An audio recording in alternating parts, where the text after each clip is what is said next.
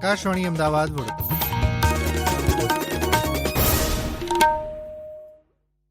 પ્રાદેશિક સમાચાર જયેશ વેગડા વાંચે છે. સૌપ્રથમ મુખ્ય સમાચાર.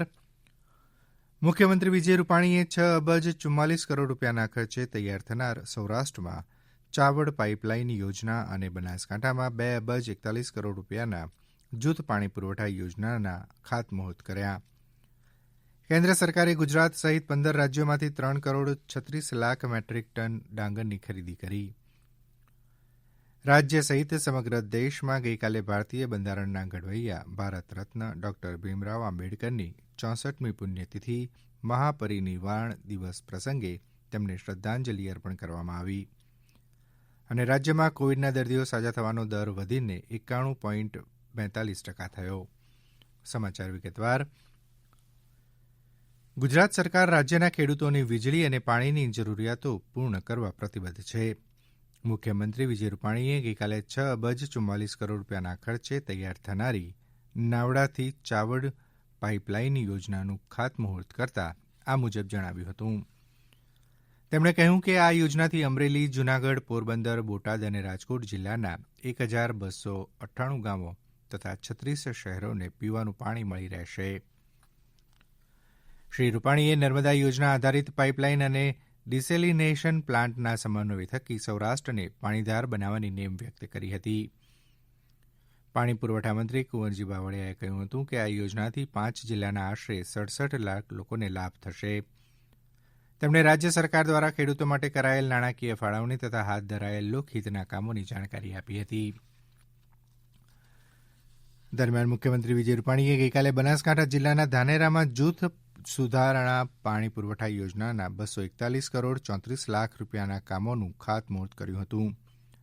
આ કામોના લીધે ધાનેરા, દાંતીવાડા અને ડીસા તાલુકાના 119 ગામો અને ધાનેરા શહેરની 3,91,000 વસ્તીને પીવાના શુદ્ધ પાણીનો લાભ મળશે. આ પ્રસંગે શ્રી રૂપાણીએ જણાવ્યું હતું કે પ્રજાની સુવિધા, સુખાકારી અને સર્વાંગી વિકાસ માટે અમારી સરકાર મક્કમ રીતે કટિબદ્ધ છે.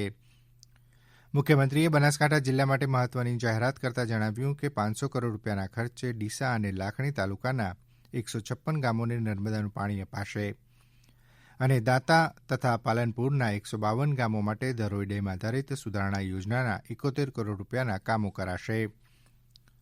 આ કાર્યક્રમમાં જળવાયેલ સોશિયલ ડિસ્ટન્સની નોંધ લઈ મુખ્યમંત્રી વિજય રૂપાણીએ પણ પોતાના પ્રવચનમાં આ સુંદર આયોજનની સરાહના કરી અભિનંદન પાઠવી જિલ્લા વહીવટીતંત્ર અને લોકોને બિરદાવ્યા હતા.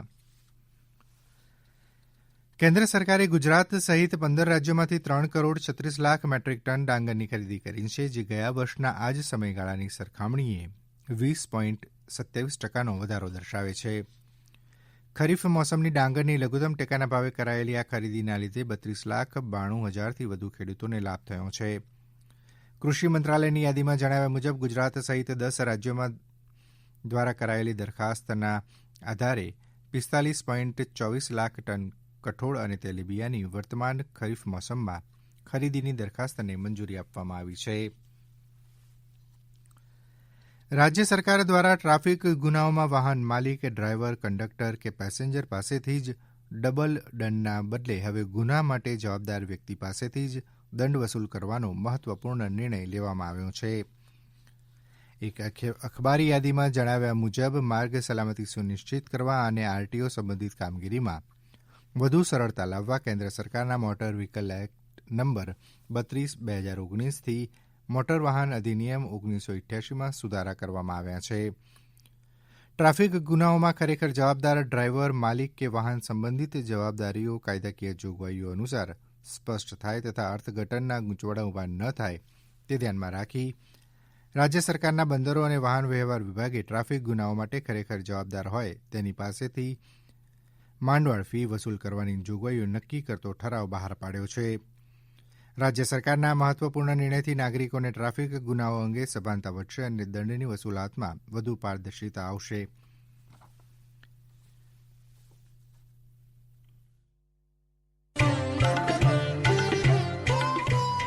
કોવિડથી બચવાના મહત્વપૂર્ણ 3 ઉપાય: માસ્ક પહેરો, 2 ગજનું સલામત અંતર જાળવો અને હાથ સાફ રાખો.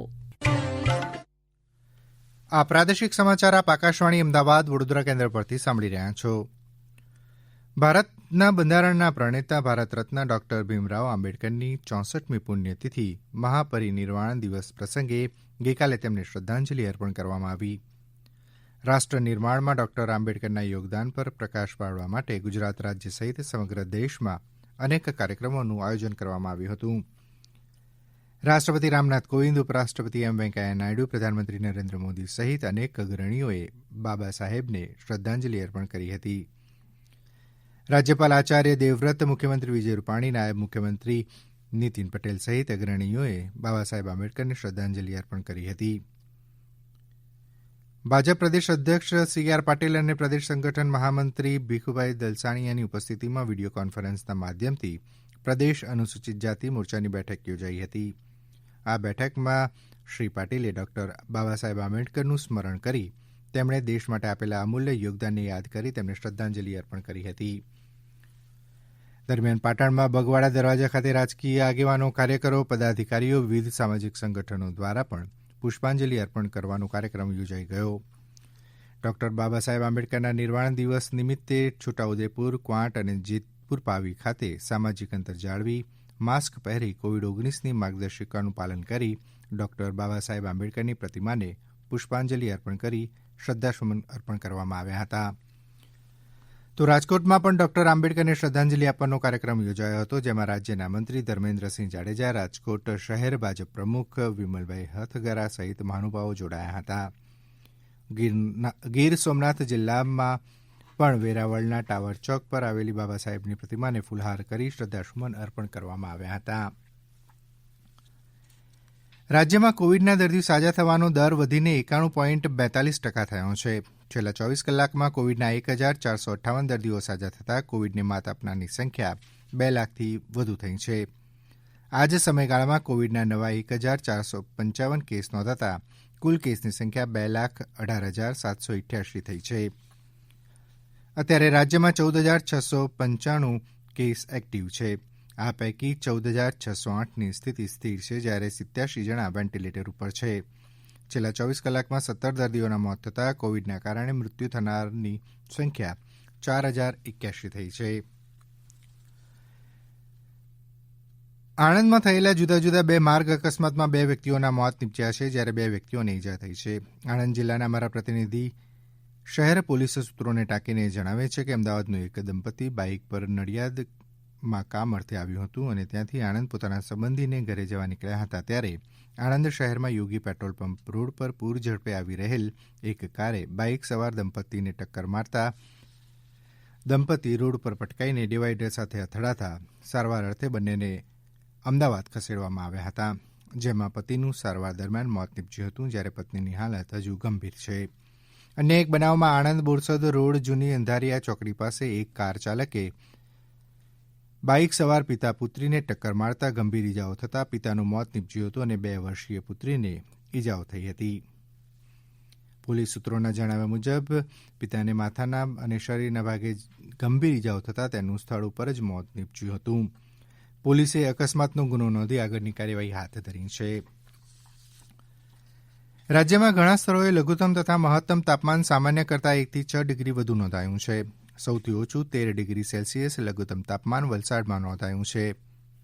આ ઉપરાંત ગાંધીનગરમાં 14, મહુવા અને કેશોદમાં 15, નલિયા, અમરેલી, અમદાવાદ અને ડીસામાં 16, કંડલા એરપોર્ટ, રાજકોટ અને વડોદરામાં 17, ભાવનગર, સુરેન્દ્રનગર, સુરત અને વલ્લભ વિદ્યાનગરમાં 18, પોરબંદર અને ભુજમાં 19 ડિગ્રી સેલ્સિયસ લઘુત્તમ તાપમાન નોંધાયું હતું. ભુજમાં લઘુત્તમ તાપમાન 19 ડિગ્રી નોંધાયું, જે સામાન્ય કરતાં 6 ડિગ્રી વધારે હતું. ડાંગ જિલ્લાના મુખ્ય વહીવટી મથક આહવા ખાતે કાર્યરત સિવિલ હોસ્પિટલમાં ગઈકાલે સિવિલ કેમ્પસમાં આગ અંગે મોક ડ્રીલ યોજાઈ હતી. મોક ડ્રીલની જાણકારી આપતા ડિઝાસ્ટર મામલતદાર જયેશ પટેલે જણાવ્યું કે તાજેતરમાં રાજ્યના કેટલાક વિસ્તારોમાં આવા બનાવો બનવા પામ્યા છે, જેને ધ્યાને લઈને ડાંગ જિલ્લામાં પણ જો કોઈ આકસ્મિક બનાવ બને તો તેને પહોંચી વળવા માટે તંત્ર કેટલું સજ્જ છે તેની આ કવાયત માત્ર હતી. અંતમાં મુખ્ય સમાચાર ફરી એકવાર. મુખ્યમંત્રી વિજય રૂપાણીએ 6 અબજ 44 કરોડ રૂપિયાના ખર્ચે તૈયાર થનાર સૌરાષ્ટ્રમાં ચાવડ પાઇપલાઇન યોજના અને બનાસકાંઠામાં 2 અબજ 41 કરોડ રૂપિયાના જૂથ પાણી પુરવઠા યોજનાના ખાતમુહૂર્ત કર્યા. કેન્દ્ર સરકારે ગુજરાત સહિત 15 રાજ્યોમાંથી 3 કરોડ 36 લાખ મેટ્રિક ટન ડાંગરની ખરીદી કરી. રાજ્ય સહિત સમગ્ર દેશમાં ગઈકાલે ભારતીય બંધારણના ઘડવૈયા ભારત રત્ન ડોક્ટર ભીમરાવ આંબેડકરની 64મી પુણ્યતિથિ મહાપરિનિર્વાણ દિવસ પ્રસંગે તેમને શ્રદ્ધાંજલિ અર્પણ કરવામાં આવી અને રાજ્યમાં કોવિડના દર્દી સાજા થવાનો દર વધીને 91.42% થયો. આકાશવાણી અમદાવાદ વડોદરા કેન્દ્ર પરથી પ્રાદેશિક સમાચાર પૂરા થયા.